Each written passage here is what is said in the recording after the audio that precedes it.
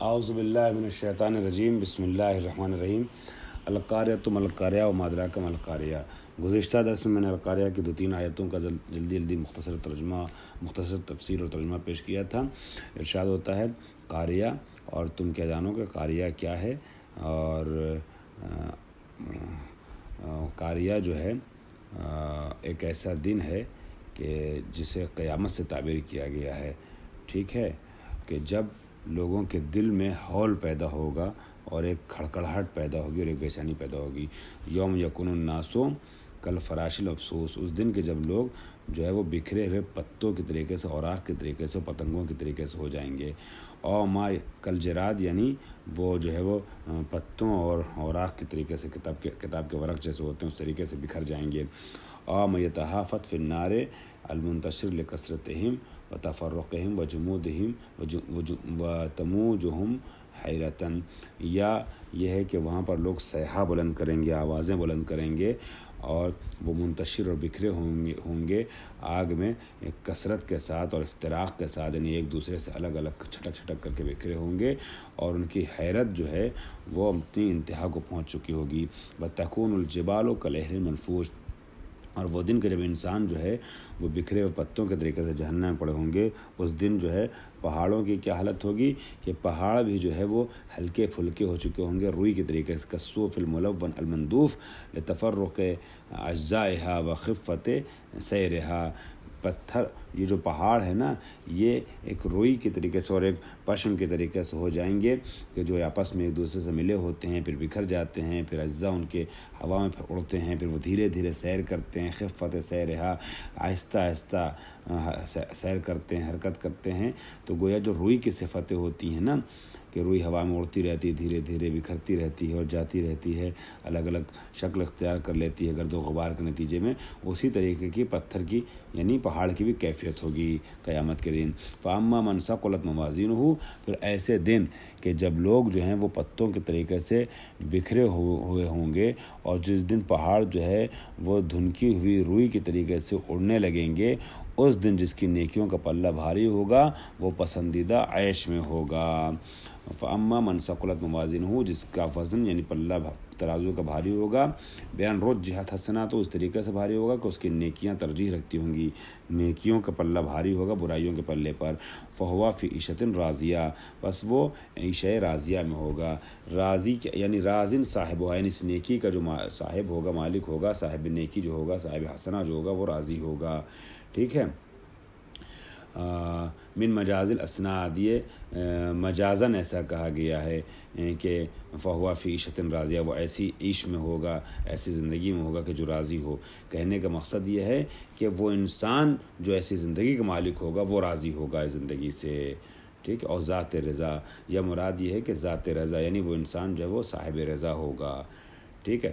خلاصہ یہ کہ جس کے اعمال اچھے ہوں گے وہ راضی ہوگا اپنی زندگی سے، اچھی زندگی اس کو حاصل ہو جائے گی، وہاں پر اچھی حالت میں آ جائے گا۔ وَأَمَّا مَنْ خَفَّتْ مَوَازِينُهُ، لیکن جس کے اعمال کے پلے ہلکے ہوں گے، یعنی اس کے سیئات، بیان رجحت سیئاتُهُ، اس کی سیئات اور اس کی برائی کا پلہ ترجیح رکھتا ہوگا، تو فَأُمُّهُ ہاویہ، پس اس کا مرکز جو ہے وہ کیا ہوگا؟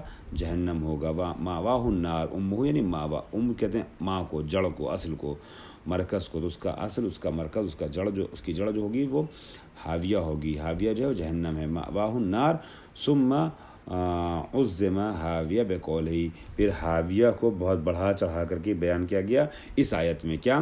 وما ادراک ما ہی، تم کیا جانو کہ حاویہ ماہیہ کیا ہے؟ وما ادراک ما ہی، تم کیا جانو کہ یہ حاویہ کیا چیز ہے؟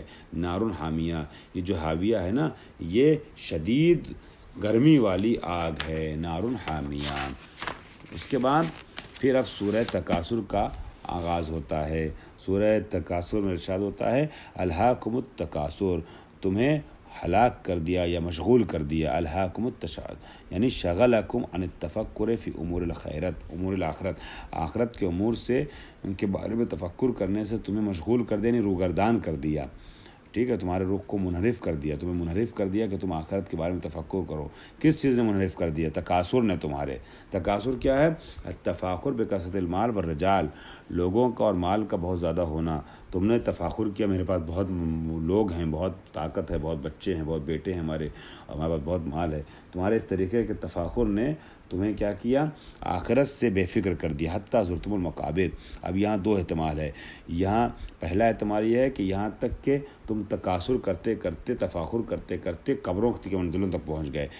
بأن متم ودفنتم فیہا، یعنی تم مر گئے اور تم دفن کر دیے گئے قبر میں. تم نے زیارت کی قبر کی، یعنی قبر تک پہنچ گئے. تفاخر کرتے کرتے تمہیں ہوش نہیں آیا، تکاثر کرتے کرتے ہوش نہیں آیا، یہاں تک کہ موت کا کہ منہ میں تم خود بھی سو گئے. او یا یہ کہ بأن عددتم الموتى تکاثرا بہم، یہاں تک کہ حتیٰ آیا ہے نا یہاں تک کو سمجھانے کے لیے. تم نے تکاثر کیا، اور اتنا تکاثر کیا، اتنا تفاخر کیا، اور اتنا زیادہ گھمنڈ کیا، تفاخر کرتے رہے، اپنی بڑائی کا اظہار کرتے رہے، یہاں تک کہ تم نے مردوں کو بھی شمار کیا، قبروں کو بھی شمار کیا، تکاثراً شمار کیا کہ یہ ہماری اتنی قبریں ہیں، اتنے قبرستان، نہیں ہمارے اتنے لوگ تھے، ہمارے خاندان کے لوگ، بڑا خاندان تھا ہمارا. تم نے اس پہ تکاثر کیا بجائے اس کے کہ اس سے عبرت لیتے. کلا، یہ رد ہے، رد ان اما ہم فی ہے، جس حالت میں پڑے تو اس سے روکنے کے لیے کہا گیا. کلا سوف تعلمون، قریب تم جان لو گے، سوء عاقبت تکاثرکم، اپنے تکاثر کے نتیجے کو جان لو گے. جو افتخار کرتے ہو، تفاخر کرتے ہو، اس کا نتیجہ کیا ہوگا قریب تمہیں پتہ چل جائے گا. ثم کلا سوف تعلمون، پھر تاکید کی جا رہی ہے. قررہ تاکیدن، یہ دو وجہ سے تکرار اس کی ہوئی ہے. تکرار کی گئی یا تو تاکید کے لیے کہ قریب تم جان لو گے، بے شک تم جان لو گے اپنے تفاخر کا نتیجہ. اول اول عند النزع اور فی القبر والثانی عند البعث، یا یہ کہ پہلا والا جو ہے تم کب جانو گے؟ اس وقت جانو گے جب حالت نزع میں ہوگے، جہاں کنی کا عالم ہوگا، نزع کے عالم میں، یا قبر میں جانو گے. دوسرا جو ہے سوف تعلمون، یعنی جب محشر میں مبعوث کیے جاؤ گے تب تمہیں پتہ چلے گا کہ تمہارے تکاثر کا نتیجہ کیا ہے. تم نے گھمنڈ کر کے غلط کیا. کلا لو تعلمون علم الیقین،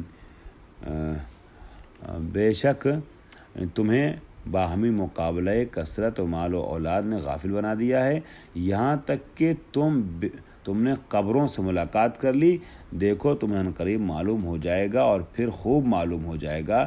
دیکھو اگر تمہیں یقینی علم ہو جاتا کہ تم جہنم کو ضرور دیکھو گے، پھر اسے اپنی آنکھوں دیکھے یقین کی طرح دیکھو گے، اور پھر تم سے اس دن نعمت کے بارے میں سوال کیا جائے گا. یہ لفظی ترجمہ میں نے آپ کی خدمت پیش کر دیا.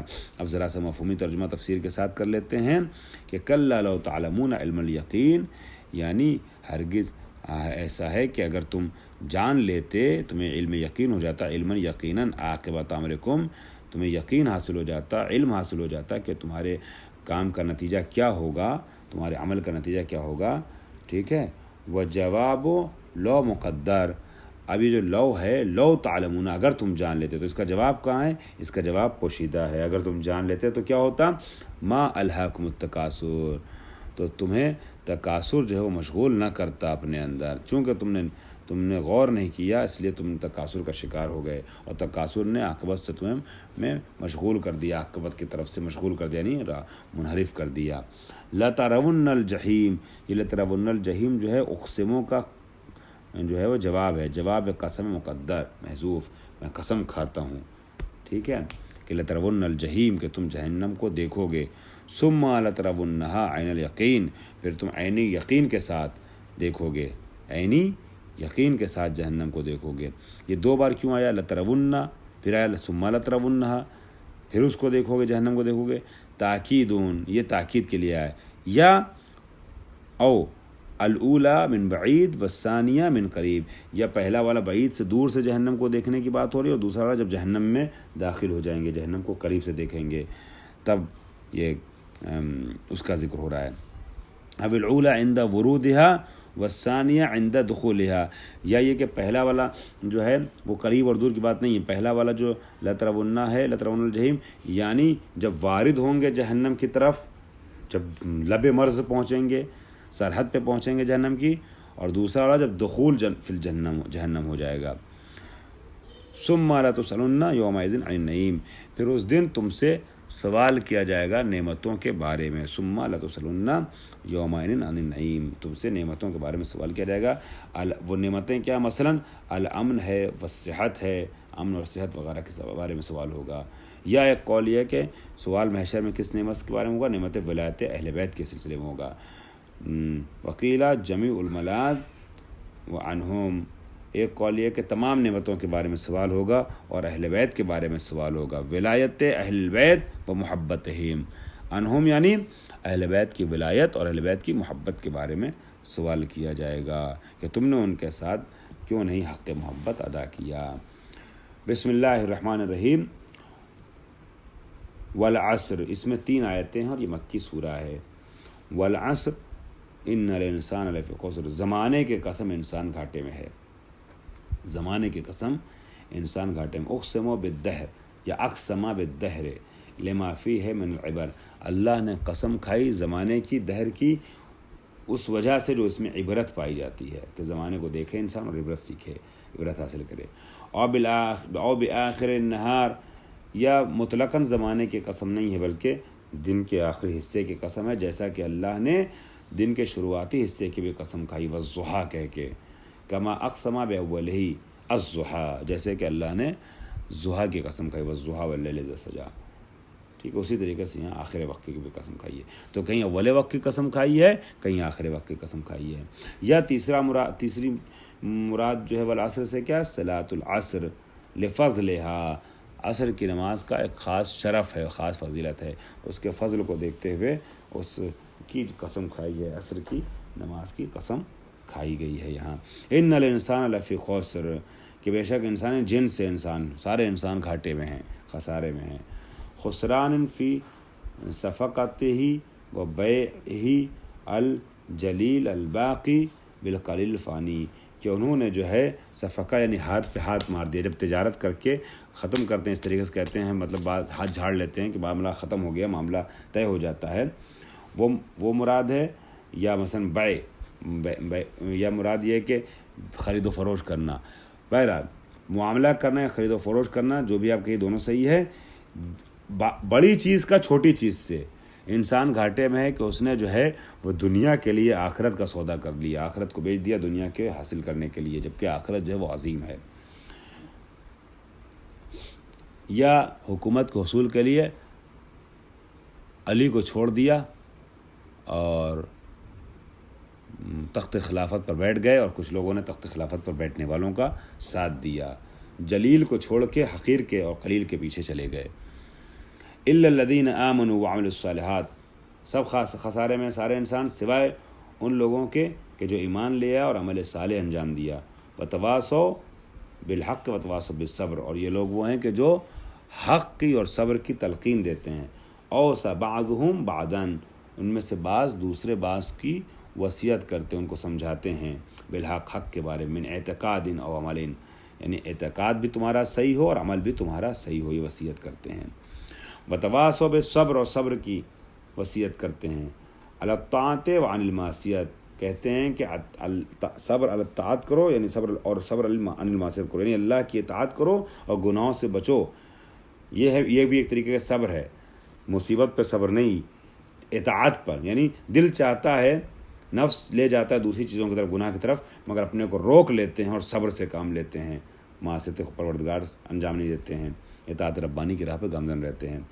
وفی ابہام سبب الخیر، اب یہاں کہا گیا لفی خسر، ٹھیک ہے، گھاٹے میں. کیوں گھاٹے میں یہ نہیں بتایا گیا، لیکن عمل صالح کی تفصیل بیان کی گئی. وتواصوا الذین آمنوا وعملوا الصالحات وتواصوا بالحق وتواصوا بالصبر، یہ تفصیل ہے.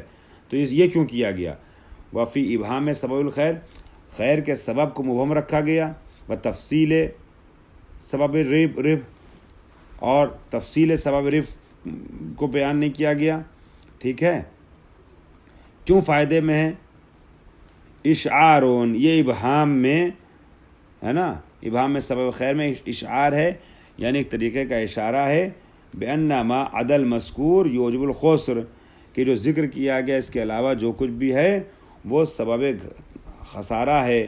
وَيَتَنَاهَا سَرُّهُ وَكَرَمُهُ اِذَا ظَهَرَ الْجَمِيلُ وَسَتَرَ الْقَبِيحُ، اور پروردگار عالم کی طرف سے دی جانے والی خوشیاں اور کرم جو ہے وہ بہت زیادہ آگے بڑھتی رہیں گی.